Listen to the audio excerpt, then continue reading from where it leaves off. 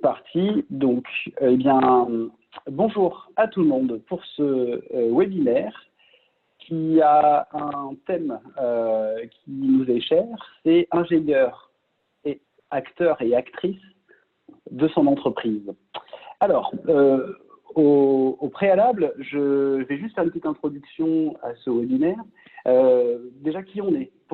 Positive Workplace, c'est un label RSE qui existe depuis septembre dernier, qui a pour vocation d'interroger des parties prenantes dans sa démarche RSE. Pourquoi on le fait? C'est parce qu'on est convaincu qu'une démarche RSE ne peut être réalisée en autonomie, seule dans son entreprise. Elle doit absolument être partagée par son écosystème. On ne peut rien faire en tant qu'entreprise. On est évidemment lié à ses salariés, on est évidemment lié à ses fournisseurs et à ses clients. Et donc, on est convaincu, nous, chez Positive Workplace, qu'une démarche RSE doit être co-construite avec l'ensemble des parties prenantes. Et c'est pour ça que notre joli logo représente une bulle qui donne la voix aux parties prenantes. Elle donne cette voix aux parties prenantes de manière anonyme, ce qui permet de libérer la parole et donc d'avoir des informations qui sont clés dans le développement d'une entreprise et dans sa stratégie, tout simplement RSE. On a aujourd'hui choisi le thème de l'ingénieur. Pourquoi? Déjà, moi, personnellement, je suis issu du monde de l'industrie. Ça fait bientôt 15 ans que je travaille dans le conseil dans le domaine de l'industrie. Et donc, j'ai pu constater à quel point nos jeunes et moins jeunes ingénieurs peuvent être géniaux et peuvent aussi avoir un impact important, que ce soit sur la conception des produits et process qu'ils nous proposent sur les solutions de demain, sur l'impact à la fois sur notre qualité de vie. On veut le voir au quotidien avec toute cette informatique aujourd'hui qui est disponible pendant cette période de confinement. L'impact aussi sur nos emplois, avec la possibilité potentiellement de relocaliser des emplois. Et puis évidemment un impact qui est très très important sur l'environnement, puisque l'industrie est un des éléments fortement polluants sur cette planète. Donc il en va de soi que le rôle de l'ingénieur est aujourd'hui fondamental dans les innovations de demain et dans ce respect de notre belle planète. Pourquoi on l'a fait avec l'UTBM? Parce que l'UTBM déjà est un groupement d'écoles aujourd'hui qui est référente en France. C'est une école, si je ne dis pas de bêtises, qui est libre et qui est en train de se repenser. Il est en train de repenser son programme vers plus de RSE dans ses cours. Et en fait, ce qui est intéressant, c'est qu'on va voir notamment avec Dylan aujourd'hui, qui est encore étudiant, que cette mouvance de la RSE qui devient omniprésente dans notre quotidien s'insère aussi dès le début dans les programmes de formation et devient vraiment une norme que beaucoup d'écoles, que ce soit d'ingénieurs ou d'écoles de commerce ou autres, commencent à prendre à bras le corps. Et donc, on pourra avoir ces initiatives-là avec notamment Dylan. Donc, je profite de ce moment pour remercier fortement l'UTBM d'avoir été à l'initiative de cette démarche. Je vais laisser 1 minute à chacun de mes intervenants pour se présenter et on donne la parole à Élodie, s'il te plaît. Bonjour à toutes et à toutes. Donc, je m'appelle Élodie Lepezan, je suis Business Excellence Manager chez Grundfos et nous avons la joie et l'honneur d'être la première entreprise labellisée Positive Workplace il y a tout juste quelques semaines. Merci. Dylan? Donc, bonjour, moi je suis Dylan Dupré, donc je suis responsable RSE chez Davricourt et je suis aussi à la fois étudiant au sein de Extelia Group. Super. Marie-Sophie? Bonjour, je suis Marie-Sophie Pavlac, je suis la présidente fondatrice de l'association Elle Bouge. Je suis moi-même aussi ingénieure de formation. Et donc l'association Elle Bouge est une association que j'ai créée il y a 15 ans pour susciter davantage de vocations féminines auprès des jeunes filles pour les secteurs en manque de talents féminins, que sont les secteurs évidemment technologiques et industriels. Super. Et Alexandre? Donc, moi, je suis Alexandre, je suis l'ingénieur de l'UTBM, un alumni. Moi, j'ai créé une boutique de conseil en stratégie et en organisation et on met au cœur de notre activité la politique RSE pour s'en servir comme levier de transformation dans les PME françaises. Voilà. Super. Pour moi. Donc, aujourd'hui, au sommaire de ce webinaire, merci d'être nombreux à y participer. Donc, au sommaire de ce webinaire, nous allons présenter des initiatives étudiantes avec Dylan, qui est encore étudiant, et qui va aussi nous présenter son rôle au sein d'Avricourt, qui est une société de conseil dans le domaine de la technologie et de l'industrie. Ensuite, Elodie va nous présenter des initiatives qui ont été développées chez Grundfos depuis déjà quelques années, en relation avec à la fois le groupe, et puis il pourra aussi nous montrer à quel point ils ont pu prendre sur Grundfos France de l'autonomie sur leur propre démarche, qui est hyper intéressant. Marie-Sophie nous présentera effectivement l'association Elle Bouge. On a trouvé extrêmement pertinent, et je remercie encore une fois Marie-Sophie de nous avoir rejoints à la dernière minute, parce que ça s'est fait un peu par hasard de diverses conversations. On a dit, mais ça me paraît évident que l'association Elle Bouge doit se joindre à ce webinaire, parce qu'un des enjeux de RSE, entre guillemets, dans l'industrie et dans l'ingénierie, c'est la mixité, et donc on trouvait que c'était extrêmement bien choisi pour ce webinaire-là. Ensuite, on terminera, j'espère qu'on aura suffisamment de temps par une table ronde qui seront animées par Alexandre, et puis pas par moi, surtout par Alexandre, sur divers sujets qui pourront venir pendant ce webinaire. Donc n'hésitez pas à poser vos questions tout au long de ce webinaire. Elles seront évidemment enregistrées, transmises à Alexandre qui les sélectionnera et qui nous les posera en fin de webinaire. Donc n'hésitez pas tout au long de cet événement à poser vos questions. Vous avez un système de chat qui est dédié pour ça. Eh bien, on est parti. Étudiantes et RSE, que se passe-t-il au niveau des étudiants? Dylan. Donc, rapidement, en fait, on va faire un petit balayage autour de tout ce qui se passe autour des étudiants et aussi au niveau du développement durable.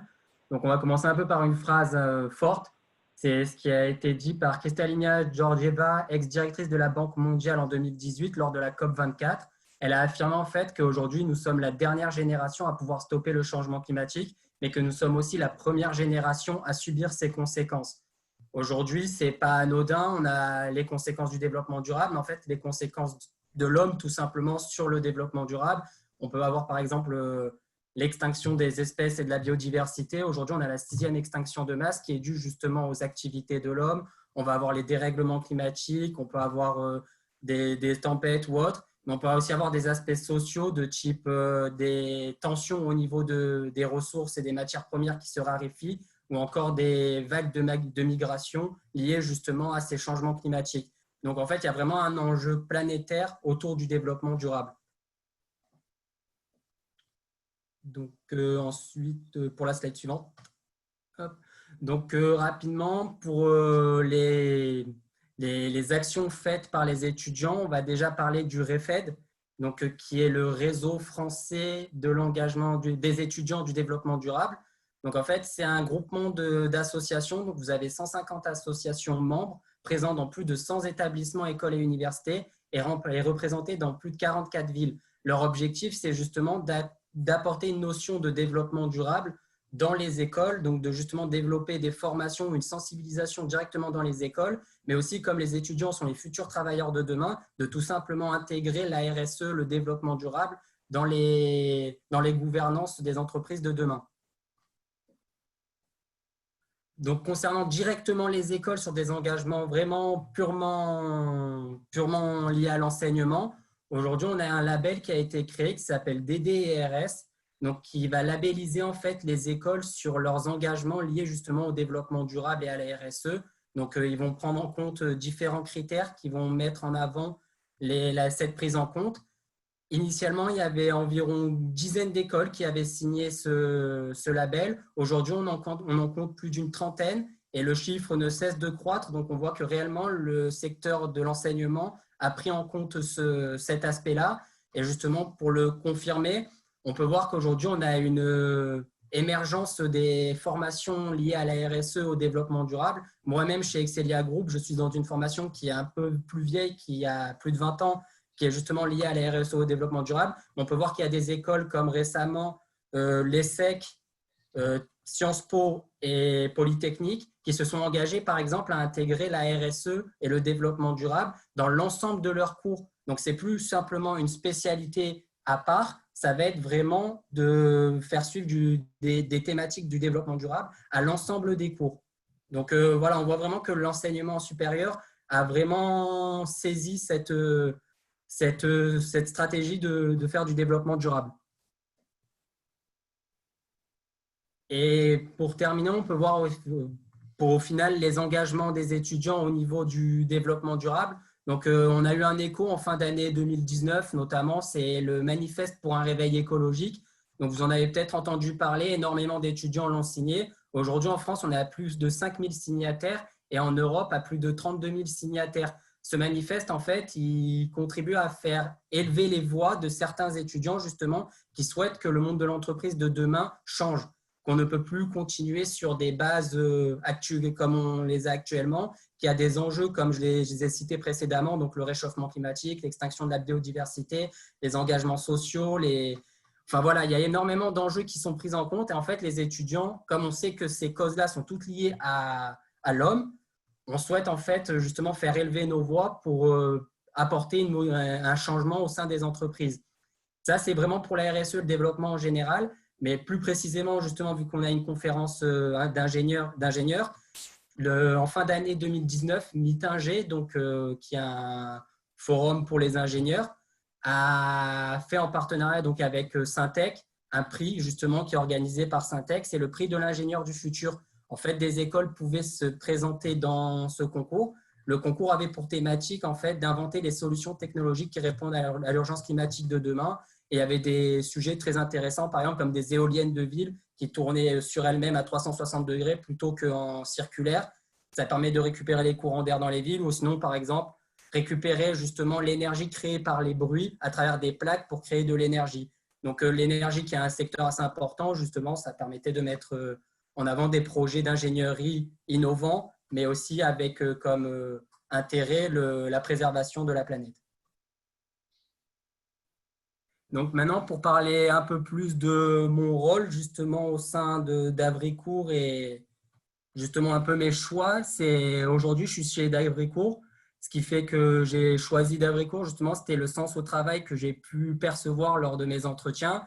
Et aujourd'hui, d'Avricourt s'engage en fait sur plusieurs engagements qui vont être la mixité et la diversité. Donc ça, on travaille par exemple, on travaille beaucoup avec Elle Bouge, mais je ne vais pas trop en parler, je vais laisser Marie-Sophie vous l'expliquer par la suite. On travaille aussi énormément sur la pérennité de l'emploi, vu qu'on va facturer des prestations généralement d'ingénierie pour des clients. Généralement, les missions sont plus ou moins présentées comme des CDD. Nous, par exemple, on s'engage à proposer quasi systématiquement du CDI. Aujourd'hui, plus de 97% de nos collaborateurs sont en CDI. Et il faut savoir que moi, par exemple, qui suis en alternance, je suis considéré justement dans les 3% restants de CDD. On va avoir un engagement aussi où on a co-créé une charte de bureau responsable avec nos collaborateurs. Et notre but, justement, c'est de respecter cette charte pour minimiser notre impact et nos consommations de ressources en bureau. On va avoir un autre engagement au niveau de l'éco-conception. Donc, aux alentours de novembre, on a co-créé justement nos lignes directrices vis-à-vis de l'éco-conception avec nos collaborateurs lors d'un séminaire avec plus de 200 personnes. Et par la suite, ça a permis de nous donner des idées pour commencer à créer justement une formation en éco-conception que l'on va redistribuer à nos collaborateurs. Et notre but vraiment à terme, c'est d'essayer d'avoir un maximum de formation, d'activités en éco-conception auprès de nos clients. Ensuite, on va avoir comme engagement justement de s'engager auprès des associations. Donc, comme vous pouvez voir, d'Avricare, c'est notre plateforme de mécénat de compétences. Donc, en fait, on incite nos collaborateurs à s'engager auprès d'associations qui sont référencées sur cette plateforme et donner de leur temps afin de justement contribuer à plus que juste l'économie de d'Avricourt. Et pour terminer, on place aussi nos finances dans des finances durables. Donc, on a lancé récemment un plan de financement avec Go Épargne, donc, où on peut, par exemple, mettre nos RTT ou autres sur le placement de Go Épargne. Donc ça, c'était tous nos engagements. Et voilà, c'est vraiment ce qui a fait écho dans le sens du travail et dans ce qui m'a donné envie de rejoindre d'Avricourt. Super, je suis petite promotion pour un de nos partenaires. Donc la plateforme en question s'appelle Wenabi et je vous invite fortement toutes les personnes qui peuvent être amenées à décider de mener des actions sur les problématiques justement de mécénat. C'est une très bonne plateforme et ça fonctionne très bien. Elle est super. On va passer du coup maintenant à Elodie. Qui va pouvoir nous expliquer comment finalement, là on a vu la partie prestataire, on a vu la partie mouvement étudiant, puis comment un prestataire peut à son niveau intervenir. Ce qui peut être intéressant, c'est de savoir comment ça se passe concrètement dans une industrie, où peuvent travailler des ingénieurs et autres. Donc, du coup, je laisse la main à Élodie. Merci. Alors, je vais commencer par vous dire un petit mot sur Grundfos, puisque je ne suis pas sûre que tout le monde nous connaisse. Donc, Grundfos est aujourd'hui un leader mondial au niveau des systèmes et des solutions de pompage pour tout ce qui est évidemment circulation d'eau, d'autres liquides. On est présent relativement largement dans le monde avec 63 sociétés commerciales, 14 sociétés de production. Et donc, moi, je travaille pour la société française commerciale. Il y a à peu près 19 000 personnes dans le monde avec un siège social qui est basé au Danemark puisque le groupe est danois. Et donc, sur le slide suivant, vous allez voir que le point d'entrée pour nous au niveau du groupe, on a un très fort ancrage sur deux ODD. L'ODD 6 qui a trait à tout ce qui est eau, accès à l'eau potable, et la partie 13 qui est plutôt liée aux actions sur le climat. L'eau, parce qu'évidemment, on a des solutions pour du traitement de l'eau et qu'on véhicule de l'eau au quotidien. Et également la partie climat, puisque nos systèmes de pompage et nos solutions incluent une partie des moteurs et que la consommation énergétique mondiale des pompes représente 10% de la consommation énergétique totale. Donc, on a un vrai enjeu au niveau de nos produits et solutions et je reviendrai un petit peu plus en détail juste après. Sur le slide suivant, j'ai souhaité rapidement pouvoir vous présenter ce qu'on a mis en place au niveau de la stratégie 2025. Donc, on fait partie d'un groupe qui a publié une stratégie 2025 et nous avons souhaité au niveau de la France pouvoir la déployer sur quelque chose qui soit plus proche de nous. On a donc lancé un projet il y a 2 ans qui s'appelle le projet Rêve. On a commencé par redéfinir notre raison d'être que vous voyez là, qui est agir ensemble pour une qualité de vie durable. Et puis ensuite, on a voulu identifier toutes nos parties prenantes. Donc nous, on en a 6. Pour chacune de ces parties prenantes, on a défini une ambition pour 2025. Et pour rendre ça plus opérationnel et plus palpable, on a ensuite décliné en 14 projets opérationnels pilotés par le comité de direction, dont un était d'être exemplaire sur les sujets d'écologie et d'avoir un label RSE. Donc ça, c'était une traduction pour nous d'une stratégie globale mondiale sur la manière dont on veut l'appliquer au niveau de la France. Sur le slide suivant, je vous présente, sur celui-là et celui d'après, 2 choses. Comment on agit avec nos produits et nos solutions. Un exemple, le premier, ce sont les fuites d'eau dans les réseaux. Donc, au niveau mondial, de l'eau perdue dans les réseaux, donc de l'eau qu'on aura déjà pompée, qu'on aura traitée, qu'on envoie dans les réseaux d'eau potable, c'est 126 milliards de mètres cubes par an. Et en France, on a quand même un taux de fuite de 20% sur tous nos réseaux de distribution d'eau. Donc, on va aller pomper de l'eau, utiliser de l'énergie, aller la traiter pour la perdre ensuite dans les réseaux. On a une approche là-dessus en termes de business model qui est d'avoir des systèmes intelligents capables de se rendre compte qu'en fait, on a des fuites d'eau. Quand quelqu'un ouvre un robinet quelque part, qu'on crée une demande d'eau, on a des systèmes de pompage qui vont se mettre en route. Et selon la manière dont les demandes vont arriver, on va pouvoir se rendre compte qu'en fait, ce n'est pas quelqu'un qui nous demande de l'eau, qui a un problème de fuite, et arrêter de mettre le réseau sous pression et donc de générer ces fameuses fuites. Pour la partie eau. Et sur le slide suivant, on a également une approche sur tout ce qui est optimisation énergétique avec deux choses différentes.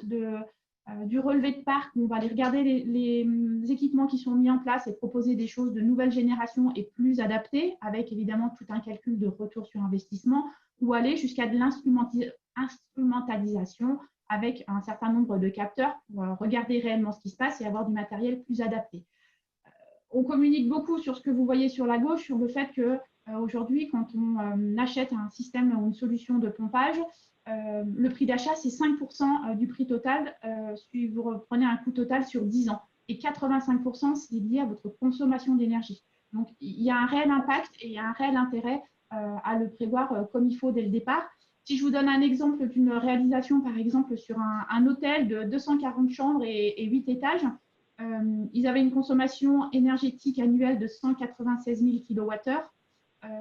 Après avoir étudié ce qu'ils avaient sur place pour pouvoir proposer une solution plus adaptée aux besoins, on a réduit de 37% cette consommation énergétique. Donc, l'hôtel a fait un investissement de 76 000 €. Et en termes de retour sur investissement, en termes d'économie d'énergie, on est à 23 700 € par an. Donc, ils ont un retour sur investissement qui est d'un peu plus de 3 ans. Donc, si on fait ça partout, vous vous rendez bien compte que l'impact peut être énorme en termes de consommation. Donc, avec tout ce qu'on fait, notre business model et ce qu'on a voulu lancer, on s'est lancé dans l'aventure Positive Workplace au mois de février. C'est important pour nous pour mettre en valeur notre position de leader sur le marché.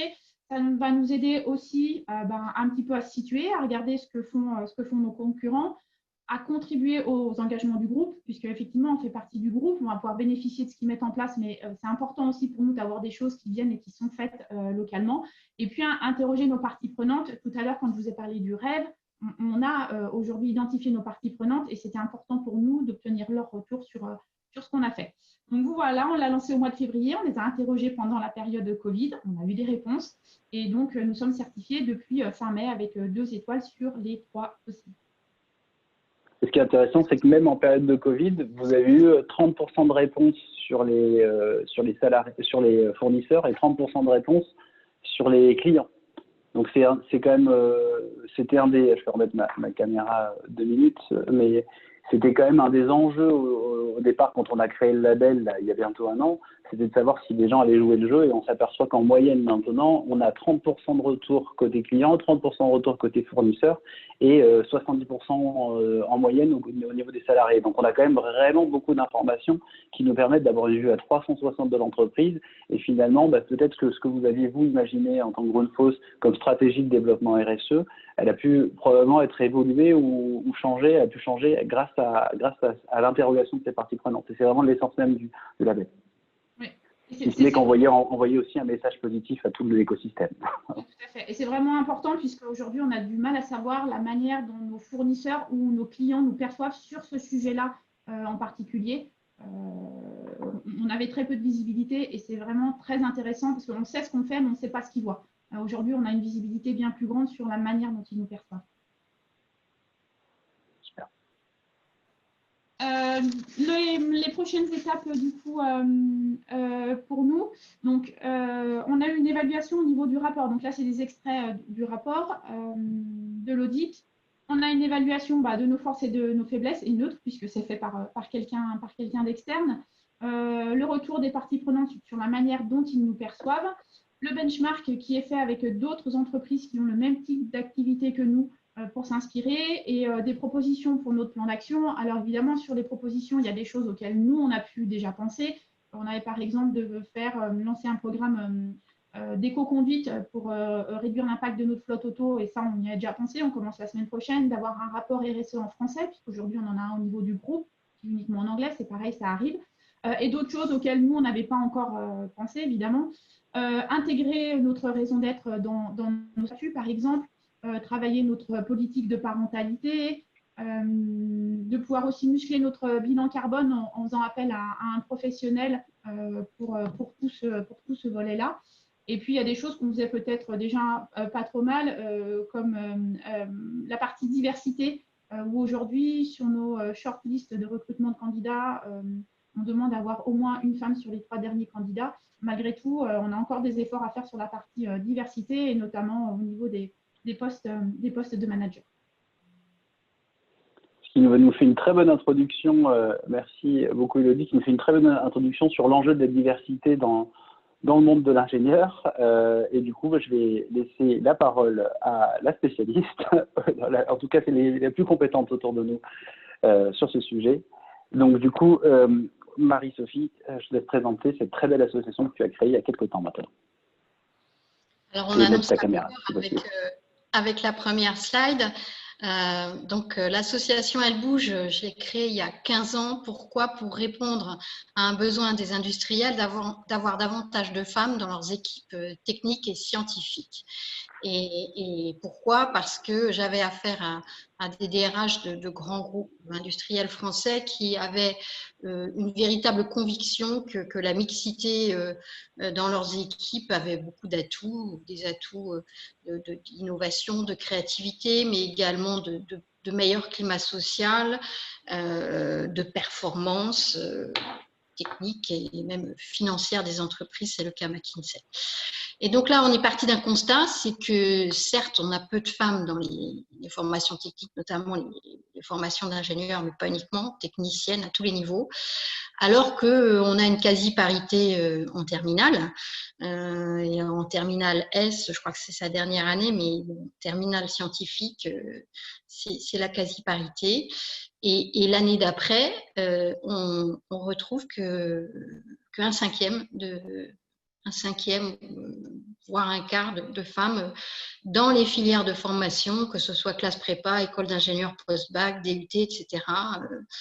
Alors, que se passe-t-il et pourquoi est-ce qu'elles ne viennent pas? Je veux bien la slide suivante. Si c'est possible, merci. Pourquoi elles ne viennent pas? Parce qu'elles ont des idées bien ancrées dans la tête, c'est-à-dire que soit il y a une méconnaissance totale des métiers d'ingénieur, de technicienne et de l'industrie tout simplement, ce qui est souvent le cas le plus fréquent, soit si elles ont une petite idée, elle est biaisée par ce qu'on appelle des stéréotypes, et donc elles vont imaginer que ces métiers sont des métiers dits d'hommes, dans lequel elles ne se retrouveront pas, que peut-être ce sont des métiers qui nécessitent de la force physique ou qui font travailler dans un univers de pollution. Voilà. On est dans les grandes images d'Épinal, les grands stéréotypes que les jeunes filles ont dans la tête au moment de l'orientation, et souvent aussi, quelquefois, les prescripteurs d'orientation, qui sont les prescripteurs majoritaires, sont les parents, mais quelquefois les professeurs, etc. Ces stéréotypes sont ancrés, et donc il faut pouvoir venir les casser. Et donc l'idée d'Elle Bouge, c'est de dire on va pouvoir casser ces stéréotypes en plongeant les filles le temps d'une journée ou d'une demi-journée dans la vie de femmes qui sont en poste, des femmes qu'on appelle les marraines Elles Bougent, et qui vont servir de rôle modèle, c'est-à-dire qu'on va emmener ces jeunes filles quand elles sont au lycée par exemple, ou au collège, et uniquement ces jeunes filles à une visite d'entreprise ou sur un salon industriel comme le salon du Bourget, le Mondial de l'Auto ou Vivatech, ou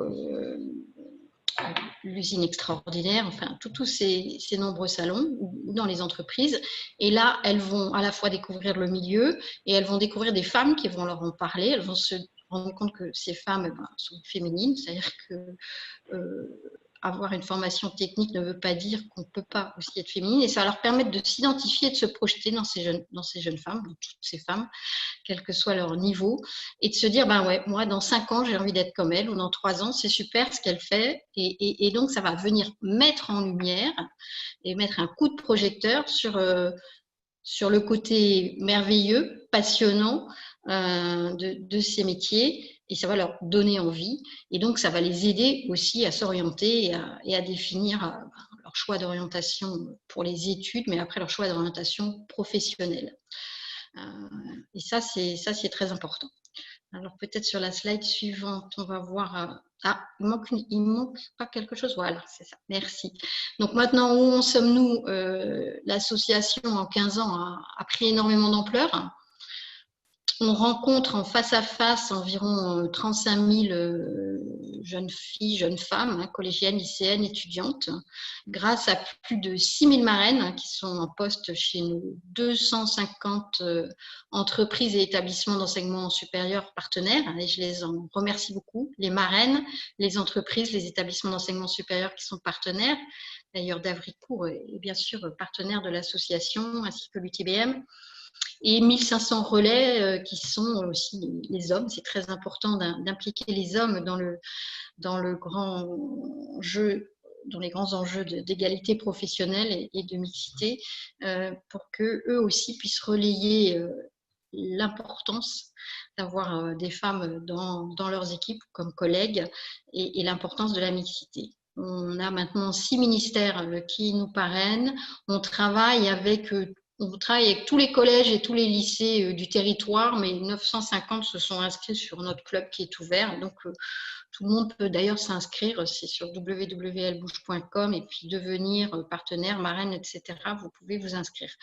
grâce à cette force de frappe qui s'étend sur tout le territoire métropolitain et ultramarin, avec 23 délégations régionales, on arrive à faire plus de 500 actions ou événements par an, dont une centaine à l'international. Alors ceci, évidemment, quand on n'est pas en période comme on l'est malheureusement en ce moment de restrictions sanitaires qui nous privent un petit peu de toutes ces rencontres. On attend avec impatience la levée de toutes ces consignes et on essaye et on le fait de plus en plus d'apparaître vis-à-vis des jeunes filles, des marraines et de nos partenaires à travers des lives. Mais donc c'est vraiment la rencontre en face à face qui est notre grande force et qui permet effectivement de susciter des vocations et de convaincre beaucoup de jeunes filles de devenir ingénieurs. Et d'ailleurs, de plus en plus de marraines qui témoignent, par exemple au Salon de Bourget, vont dire moi, j'étais comme vous, je suis venue avec mon lycée au Salon du Bourget il y a 10 ans, et puis avec un événement Elle Bouge, et puis j'ai eu telle et telle marraine qui ont témoigné, et j'ai eu envie de devenir comme elle, et voilà. Maintenant, c'est mon tour. Donc, c'était un cercle vertueux qui s'est mis en place et on en est ravis et très fiers. Alors, on va regarder sur la dernière slide les enjeux, en fait, finalement, quand on élargit un petit peu le sujet, on touche à des enjeux sociétaux qui sont évidemment liés à l'éducation dès la petite enfance, par exemple. C'est-à-dire que c'est très important en tant que parent d'éduquer de la même façon son garçon, enfin ses garçons et ses filles, ou en tant que professeur, etc. Et on se fait souvent attraper par des stéréotypes de façon totalement inconsciente. Moi, je me fais encore piéger malgré 15 ans dans Elle Bouge. On voit d'ailleurs que les jeux sont encore largement dévolus dans des allées réservées aux garçons ou réservées aux filles. Alors, en fait, c'est pas vraiment réservé, mais c'est quand même rangé dans des parties qui font que petit à petit, les garçons vont être plus attirés vers les voitures, les avions, les trains, les filles plus vers les poupées. Alors heureusement, tout ça est en train de changer et Elle Bouge a signé d'ailleurs une charte pour les jouets non sexués en début d'année 2020. Dans les enjeux sociétaux, et on l'a vu grâce à cette période de confinement, un meilleur partage des tâches dans un couple et également de la charge mentale qui accompagne ces tâches, parce que si les tâches sont souvent partagées, la charge mentale est encore souvent plus côté femmes qui vont dire il ne faut pas oublier de faire ça, d'aller à telle réunion de parents, de faire ça. Et donc là, ça, je pense que cette période de confinement a pu aussi mettre en lumière tout ce qui se passait de façon invisible en dehors. Et puis, il faut effectivement que dans toutes les familles, dans toutes les mentalités, on accepte que dans un couple, par exemple, on puisse avoir une double carrière et qu'il n'y en ait pas un qui doive sacrifier la sienne au profit de l'autre. Ça, c'est pour les enjeux sociétaux. Les enjeux économiques qui sont très clairs, c'est lié aux besoins croissants de ressources humaines, notamment d'ingénieurs dans la tech et l'industrie. Et là, effectivement, avec Elle Bouge, c'est une promesse qu'on fait aux jeunes filles. Si vous allez dans ces voies de formation, si vous devenez ingénieur, vous aurez toujours une employabilité maximum et avec un bon niveau de rémunération. Et donc ça, c'est quand même très important parce que derrière l'employabilité des femmes, c'est aussi ce qui fait leur indépendance financière. Et l'indépendance financière, c'est aussi ce qui contribue à davantage d'égalité entre les hommes et les femmes et à éviter toute domination qui peut mener à d'autres inégalités hommes-femmes, comme par exemple des violences, etc. Mais le dernier enjeu, et pas le moindre, et c'est celui sur lequel je dirais tous nos partenaires industriels et d'enseignement supérieur sont extrêmement engagés, c'est des enjeux d'égalité professionnelle. Égalité professionnelle réelle, pourquoi? Parce que d'y vraiment y arriver, pas simplement de dire on va signer telle charte, ou voilà, il faut être dans l'action, et Elle Bouge est vraiment dans l'action grâce aux partenaires et grâce aux marraines et relais qui s'engagent à nos côtés, parce que du coup on va contribuer à lutter contre l'autocensure des femmes, On va les aider aussi à renforcer leurs compétences, c'est ce qu'on appelle l'empowerment des femmes, pour qu'elles osent postuler à des niveaux supérieurs et rejoindre les équipes de direction et la gouvernance. Et ça, des lois nous aident bien, comme par exemple la loi Copé-Zimmermann dans les conseils d'administration, et qu'on aimerait bien voir cette loi descendre un petit peu dans le reste de l'entreprise, pas seulement, notamment au niveau des CODIR. Et puis la lutte aussi contre des stéréotypes conservateurs qui peuvent encore subsister, mais qui sont en train de disparaître. Voilà. Puis on aide les femmes à effectivement pas avoir peur de la promotion et également à aller dans le côté entrepreneuriat. Voilà un petit peu tous les enjeux qu'on adresse avec Elle Bouge, et je remercie encore tous les partenaires qui s'engagent à nos côtés. Super. Merci beaucoup Marie-Sophie pour cette très belle présentation. On va arriver à la phase de questions-réponses et on va changer un peu d'animateur. Ouais. Du coup, on va laisser Alexandre reprendre la main par rapport aux questions qu'il y a pu y avoir. Je te laisse la main, Alexandre. Et puis, je propose à nos animateurs, nos présentateurs, de remettre leur caméra pour qu'on puisse que ce soit un peu plus convivial. Merci à tous pour vos questions. Vous pouvez continuer à les envoyer. Moi, je vais continuer à les recevoir et donc je pourrai les présenter. Pour garder un peu le fil de cette présentation, je vais commencer par Dylan. On a une question pour savoir demain, quand tu te projettes dans ta recherche d'emploi, quels sont les 2 ou 3 critères qui vont être pour toi essentiels pour postuler dans ta prochaine entreprise? Si je devais en retenir au moins 2, ça serait la sincérité de la démarche et l'impact. En fait, aujourd'hui, je peux totalement me voir dans une PME ou dans une petite entreprise qui n'a pas trop d'impact, mais qui a une démarche sincère. Je peux aussi me voir dans une entreprise qui a de très gros impacts, un passé peut-être moins glorieux au niveau du développement durable, mais qui a une sincérité dans ses démarches et qui veut vraiment s'améliorer. En revanche, si je n'ai pas la sincérité, que dès qu'on propose une action, ça non, ça on n'a pas le temps ou autre chose, on va faire autre chose. C'est vrai que ça, c'est des critères qui vont être très bloquants pour moi. Il y a des entreprises, par exemple, la RSE proscrit certains secteurs d'activité. Souvent, on ne va pas prendre en compte, par exemple, les secteurs de l'alcool, du tabac ou autre pour la RSE. Ouais, bien sûr. Je suis peut-être un peu plus strict, moi aussi, sur certains secteurs. Il y a certaines entreprises où je n'envisage pas de postuler chez eux. Et ça a été le cas pour mon alternance. Même si j'avais la pression de devoir trouver mon alternance absolument, il y a des entreprises auxquelles je ne postulais pas. J'ai vraiment exclu des entreprises. Et c'est justement ce qui m'a séduit quand je suis venu chez Davricourt, c'est que il y avait la possibilité d'avoir justement des impacts à travers nos clients. Davricourt en soi n'a pas trop d'impact, mais à travers ses clients peut en avoir énormément. Et il y avait vraiment une sincérité que j'ai ressentie. Et enfin, moi, juste après l'entretien, déjà, j'avais qu'une envie, c'était de signer chez Davricourt. Donc voilà, c'est vraiment 2 critères qui sont très importants. Et la rémunération, par exemple, pour moi, ce n'est pas un critère important. C'est de par mon mode de vie, de toute façon, la rémunération ne rentre pas du tout en compte. Avec mon salaire d'alternant à Paris, je m'en suis très bien sorti. Et voilà, c'est vraiment, pour moi, la rémunération n'est pas du tout un critère primordial comme ça pouvait être le cas avant. Je pense que je ne suis pas une majorité, mais aujourd'hui, c'est peut-être un critère qui n'est plus aussi influent qu'il pouvait l'être il y a, par exemple, 10 ou 15 ans. Et comment tu vas te créer ton opinion? Comment tu vas te renseigner? Alors souvent, il peut y avoir des sources d'information? Souvent, je vais suivre des référentiels un peu RSE, des sites. Donc, il y a des très classiques. On a Efficic, YouMeter, Novetic, par exemple, où je vais pas mal suivre sur ces sujets-là. Depuis que je suis chez Davricourt, je suis pas mal aussi Pôle Éco-Conception, qui a pas mal de références en termes d'éco-conception. Donc, je regarde pas mal ce qu'ils font aussi. Et après, j'hésite pas justement à m'informer à travers des médias majoritairement indépendants. J'essaie d'avoir vraiment une information peut-être pas trop influencée justement par des lobbies ou autres. Mais voilà, après, je me fais aussi mon opinion par moi-même. Je regarde les rapports RSE, j'essaie de regarder sur les référentiels, la norme ISO 26000, enfin tous les classiques de la RSE et de ce que je peux savoir. Et j'essaie aussi de me faire mon opinion un peu par moi-même. Et ce point de vue, est-ce que vous en discutez entre étudiants, que ce soit dans ton école ou des gens qui étaient avec toi en prépa? Est-ce que c'est quelque chose qui a vu un peu émerger ou... Dans mon école, on a plus de 13 spécialisations. Donc, c'est des MSI avec vraiment tous les secteurs. Il peut y avoir le luxe, de l'audit ou autre. Et on a cette spécialisation qui est vraiment concentrée sur la RSE. Et je sais que c'est assez partagé l'avis de se dire qu'on veut un engagement sincère, avec pas trop d'impact, ça se charrie parce que bon, de la RSE, il y en a aussi dans des entreprises qui ont de l'impact et ça se charrie justement sur le passif de ces entreprises-là.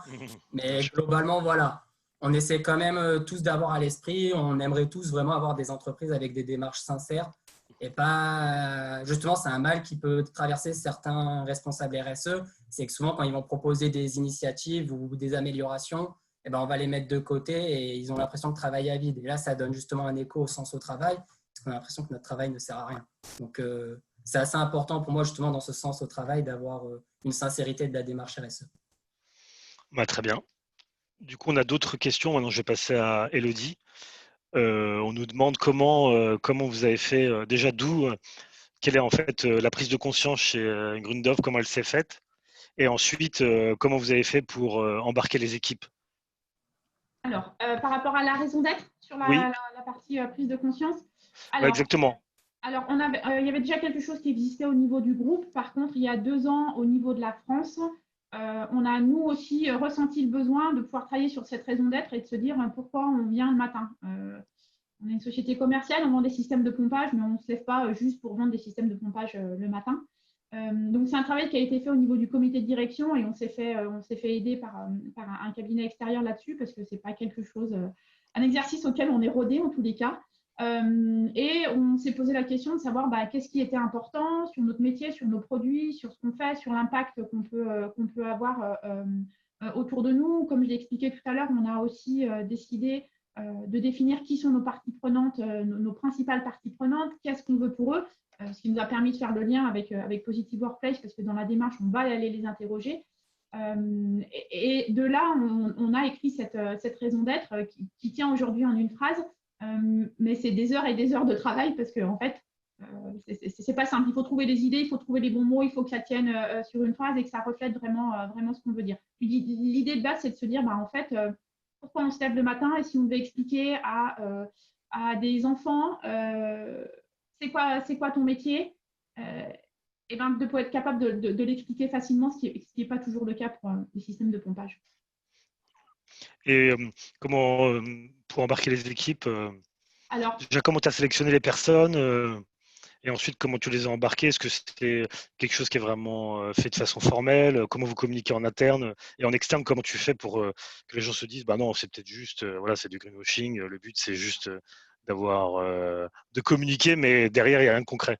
D'accord. En fait, au niveau des équipes, on a aussi fait un travail derrière. Je vous ai montré tout à l'heure rapidement, vous ne voyez peut-être pas dans le détail, mais les projets opérationnels. Donc, l'idée, ça a été de le retranscrire dans des vrais projets opérationnels qu'on met en place, qu'on mène sur plusieurs années, dans lesquels les personnes, tous les employés vont pouvoir être embarqués et participer pour se rendre compte dans la vie de tous les jours qu'est-ce que c'est comme impact, avec des communications régulières en réunion mensuelle où on a tout le monde sur l'avancée des projets en faisant un focus sur un projet en particulier ou 2 projets s'ils ont avancer pour qu'on se rende compte que ce sont des vraies choses qui arrivent derrière.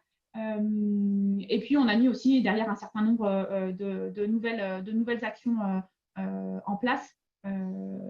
Voilà, sur des efforts de tout le monde. Donc, il y a la manière dont on vend, il y a les produits qu'on vend, il y a aussi ce qu'on peut mettre en place au niveau de nos bureaux, de nos bâtiments, l'approche qu'on a sur quelque chose qui est simple. Par exemple, c'est la cantine. Chez nous, vous ne pouvez pas arriver et décider de manger là le matin pour le soir. Vous devez réserver en avance. Tout ce qui reste est redonné aux employés. Bon, voilà. Il y a un certain nombre de choses comme ça qui sont mises en place et que les gens peuvent vivre au quotidien parce que c'est important. On va avoir des choses qui vont être poussées par le groupe.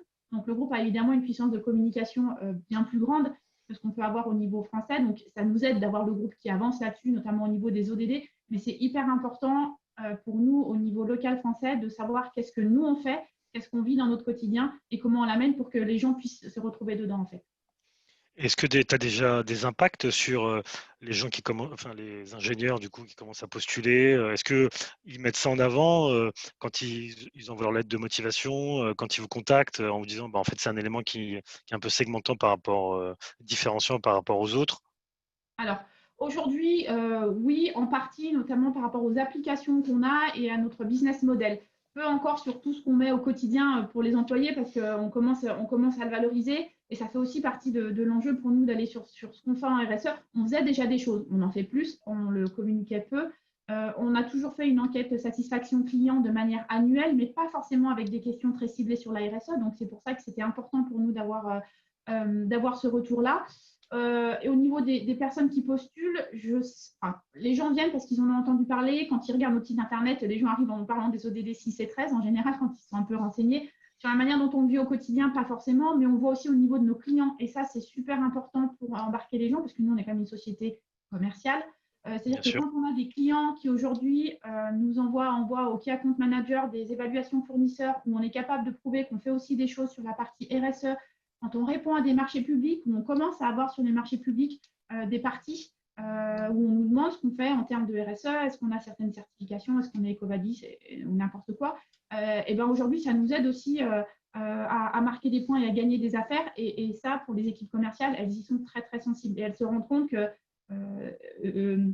ça a un vrai impact sur le monde qui nous entoure et sur notre business. Et sur ces, est-ce qu'il y avait des gens qui étaient au début un peu sceptiques, enfin en interne, hein, et que tu as vu basculer et qui maintenant sont devenus proactifs, notamment les équipes commerciales? Oui, alors en fait, tout le monde veut bien faire beaucoup de choses, sauf quand on commence à toucher un peu au quotidien. Donc ça, on l'a vu en partie dans les équipes qui sont dans les bureaux. Donc quand on a dit, il n'y a plus de gobelins en plastique nulle part, vous utilisez votre tasse, si vous l'oubliez, vous remontez la chercher. Les poubelles individuelles, c'est fini, on fait du tri. Si tu n'as pas réservé à la cantine, tu ne peux pas venir manger là. Un certain nombre de choses où au départ, les gens, ça les pique un peu. Donc là, ils disent oui, mais pourquoi? Oui. Puis en fait, aujourd'hui, tout le monde trouve ça naturel. Donc on a vu un peu plus de résistance au niveau des bureaux.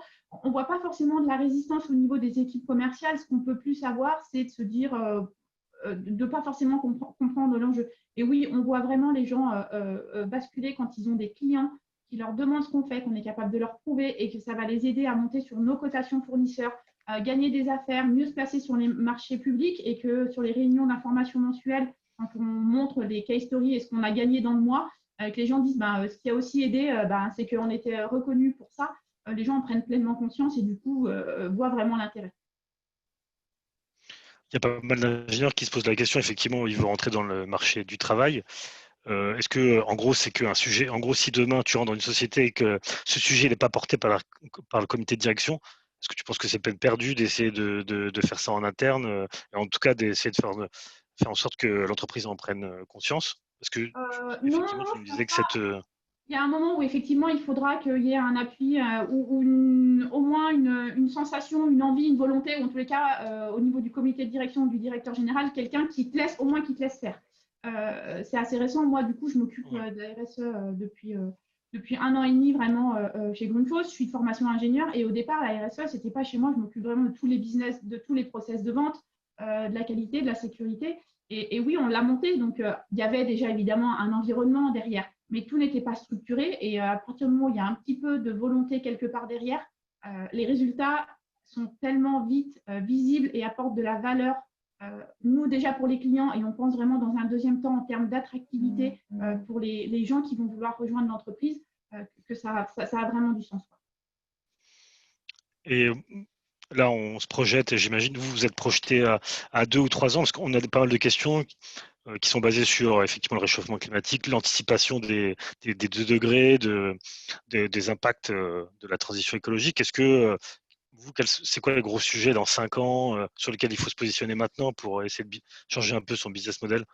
Alors, nous, on travaille beaucoup. Alors, on a forcément une partie sur nos produits. Donc, optimisation énergétique au maximum. Comme je vous l'ai dit, les pompes, c'est 10% de l'énergie mondiale consommée. Donc, ici, on a aujourd'hui presque 90% des pompes qui sont mal dimensionnées, donc qui consomment trop. Donc, on a vraiment un axe sur la partie produit. On a une partie sur la partie business model. Donc, peut-être que demain, au lieu de vendre une pompe pour des réseaux d'eau potable, peut-être qu'on ira vendre du mètre cube.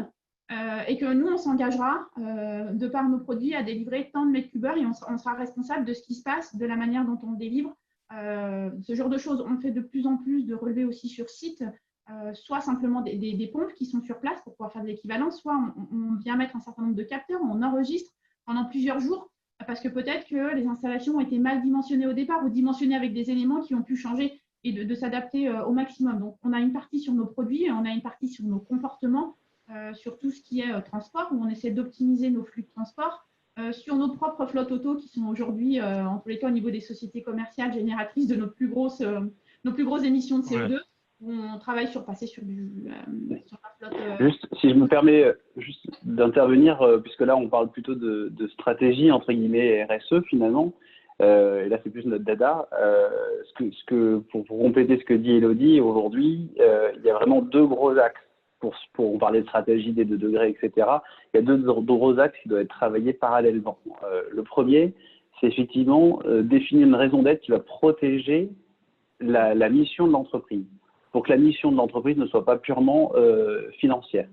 Donc ça, c'est le premier sujet, c'est-à-dire qu'est-ce qui va faire que nous, c'est ce qu'on analyse dans le label, on regarde par rapport à des périodes, et ce qui est intéressant par rapport à des périodes annuelles, c'est de voir la récurrence des actions. C'est vachement bien de faire une action à droite, une action à gauche, mais nous, ce qui est important, ce qu'on va regarder, c'est est-ce que l'action qui a été mise en place est récurrente de manière à minima annuelle. Et donc, le premier sujet pour nous, c'est en inscrivant sa raison d'être dans des statuts, c'est déjà protéger la mission de l'entreprise et d'être certain qu'il y a une récurrence dans les actions qui sont menées par l'entreprise, donc une protection d'actions potentiellement malveillantes extérieures ou intérieures. Donc ça, c'est le premier sujet, c'est la raison d'être et elle est fondamentale. C'est la tête qui va derrière faire bouger tout le corps. Et le deuxième point qui doit être pour moi travaillé en parallèle, et tu l'expliquais en changeant la flotte d'automobiles, etc., par exemple, c'est clairement la gestion du carbone. On parlait de la trajectoire de 2 degrés, la trajectoire des 2 degrés. Alors, tous les gaz sont retranscrits en carbone. Évidemment, les gaz à effet de serre ne sont pas que du carbone, mais c'est une unité de mesure.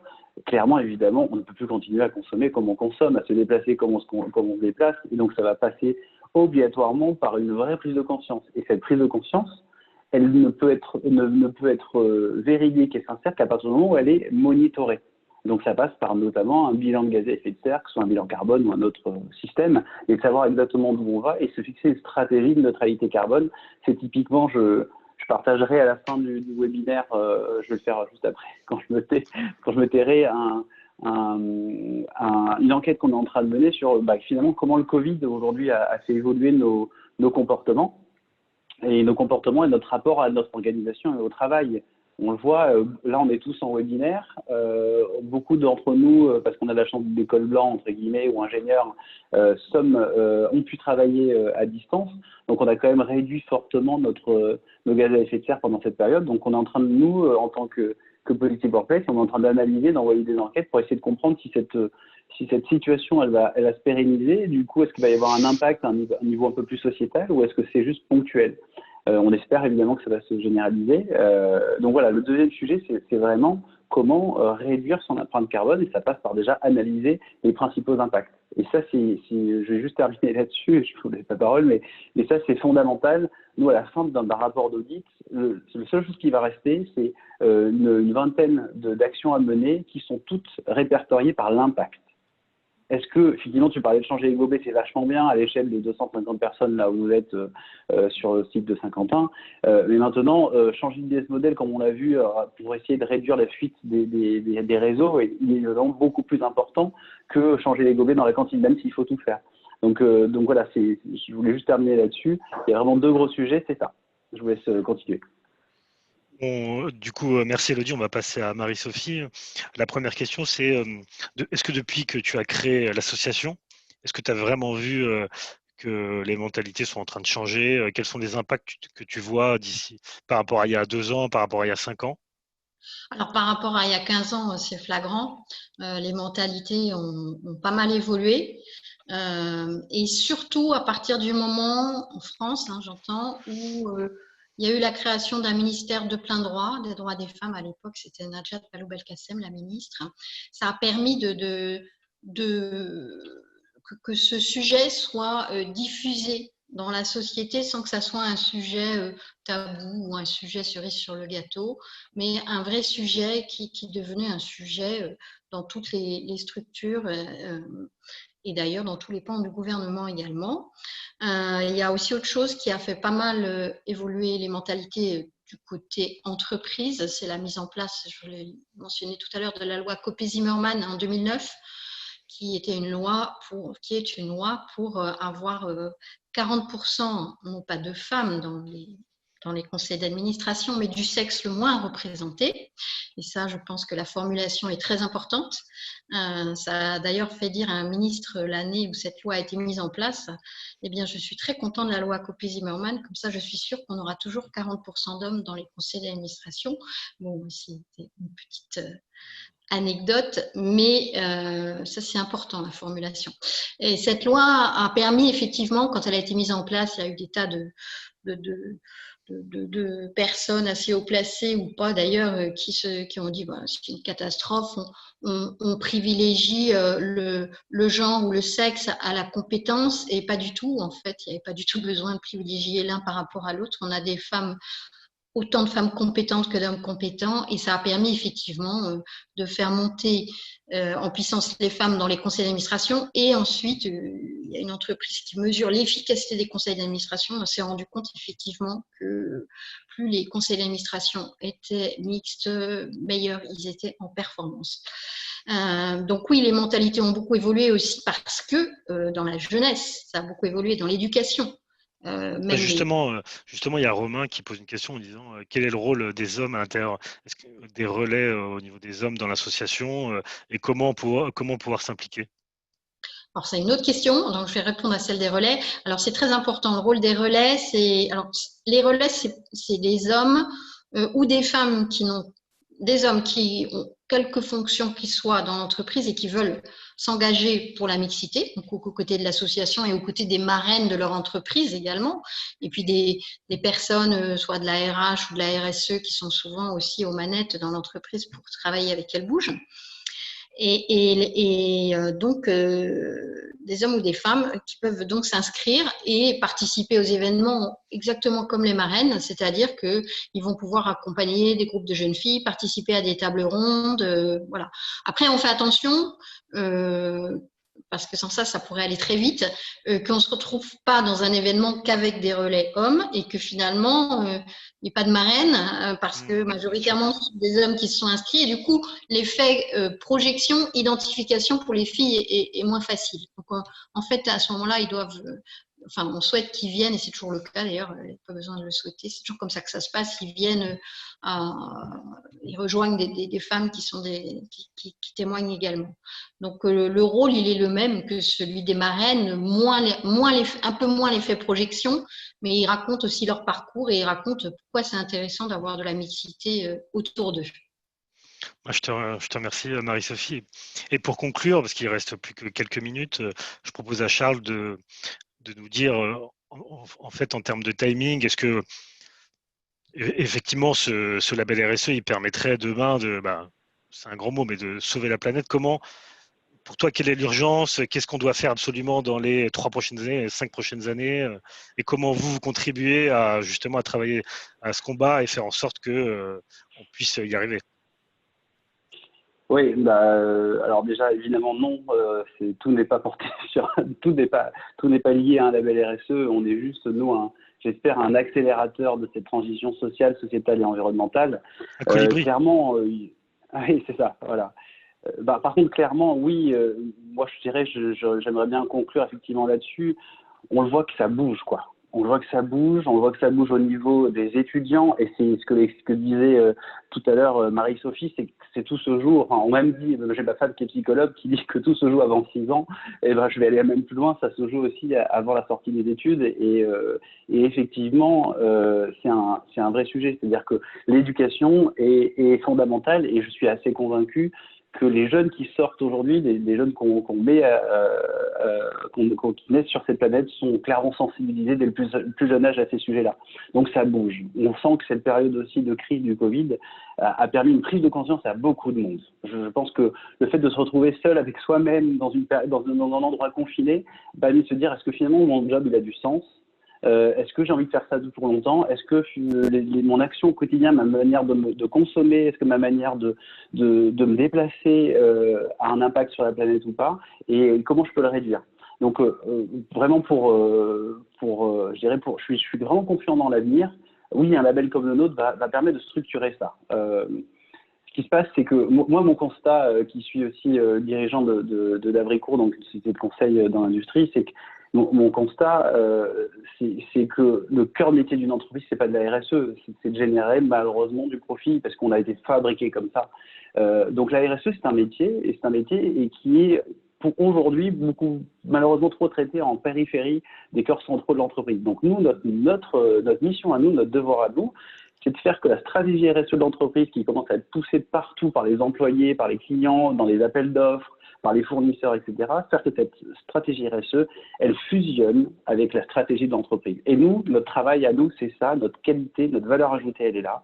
C'est clairement de faire que la RSE s'intègre dans le business model de l'entreprise et qu'il puisse être plus résilient et moins impactant sur son environnement. Donc ça, nous, on est convaincus que c'est encore possible, qu'on peut encore changer les choses. Maintenant, il faut aller vite et on contribue à notre humble niveau à ça. Et c'est pour ça que j'ai voulu, en créant ce label, très vite avoir une dimension importante ou une dimension même européenne. On veut être vraiment le label RSE de l'Europe, dans un premier temps. Parce qu'on n'est pas tout seul, comme je disais, en partie pour parler des parties prenantes. Il y a les parties prenantes, effectivement, salariés, clients, fournisseurs, puis il y en a plein d'autres parties prenantes. Mais il y a aussi notamment la notion de géographie et de géopolitique. On voit qu'on vit dans un monde de plus en plus mondialisé, donc être de la même manière qu'on ne peut pas être RSE tout seul dans son coin en tant que dans l'entreprise, on ne peut pas être aussi non plus RSE tout seul en France, ou voire même en Europe. Donc c'est pour ça que pour moi, il faut arriver à unifier les indicateurs et pousser tous dans le même sens. Moi, je dirais pour clore ce webinaire qui est quand même sur le thème de l'ingénieur, j'ai pris une citation auquel j'ai pensé tout à l'heure. C'est qu'en France, nous, on est le peuple des lumières, et au vu de la situation, il serait grand temps de changer l'ampoule. Voilà, je vous laisse réfléchir là-dessus, de changer de mode de consommation, et je vous laisse conclure là-dessus. Je pense qu'il est 18h01, on commence à perdre quelques participants. Je pense que je vous remercie tous d'avoir participé à ce webinaire, et notamment Charles et toutes ses équipes qui ont organisé ça avec brio. Et j'espère qu'on pourra renouveler l'expérience avec l'UTBM. En tout cas, nous, on a été très fiers de pouvoir participer à cet événement et de faire en sorte que demain, des ingénieurs reprennent un peu confiance, parce que ce n'était pas forcément le cas aujourd'hui. Et du coup, le fait qu'ils puissent demain s'investir dans cette politique RSE, je pense que ça leur donne de nouveau de la force pour pouvoir de nouveau être acteurs de leur vie professionnelle et intégrer à tous les échelons, c'est-à-dire PME, TPE, ETI ou grandes sociétés, avoir un impact fort et influer le comité de direction pour aller vers cette trajectoire dont on a parlé et cette nouvelle politique RSE qui permettra de résoudre l'ensemble des problèmes qu'on a évoqués lors de cette réunion et de ce webinaire. Merci beaucoup, Alexandre, pour l'animation. Et merci à tous nos participants. Un grand merci à Marie-Sophie qui était venue à la dernière minute et qui a participé avec brio à tout ça. Merci à Elodie de ta confiance et de mener ce combat, puisque c'est un combat au sein des entreprises. Évidemment, merci beaucoup à Dylan qui nous accompagne sur notre stratégie, qui accompagne la Société d'Avricourt sur cette stratégie RSE. Et puis rendez-vous au prochain épisode. Donc, on va vous envoyer le lien de l'enquête qu'on est en train de mener. Je crois, je ne veux pas dire de bêtises, mais je crois que c'est le 8 juillet, nous organisons un petit webinaire dans ce sens où on présente un peu plus en détail le programme, comment ça se passe, etc. Où est-ce qu'on en est aujourd'hui, la stratégie. Merci beaucoup et à la prochaine. Au revoir. Au revoir. Au revoir. Merci, au revoir.